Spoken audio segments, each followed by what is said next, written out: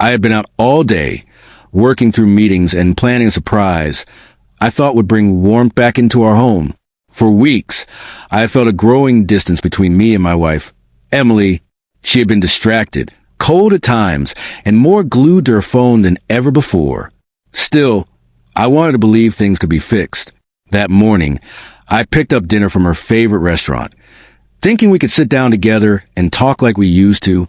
As soon as I stepped through the door, I called out, "Dear, set the table, we have dinner." The silence that followed was heavy, unusual.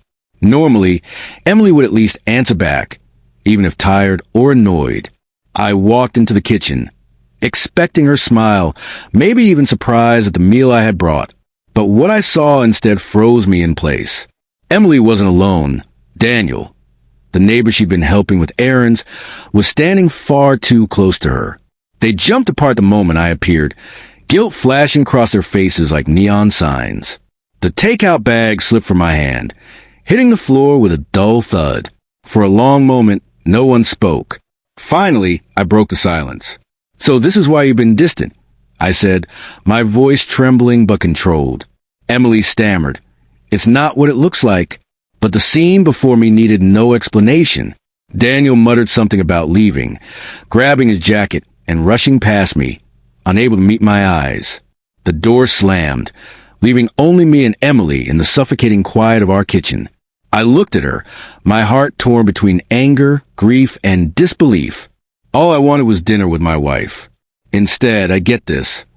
She tried again to explain, but her words fell flat, excuses piling up where honesty should have been.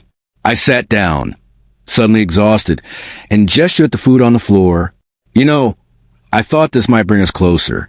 I didn't realize you'd already chosen someone else." Emily's tears came quickly, but I had no energy left to comfort her. My trust had been shattered in one moment. That night, I made a decision. Betrayal wasn't something I could sweep under the rug with forced smiles and takeout dinners. I told her we needed space, and for the first time in years, I packed a bag and left the house.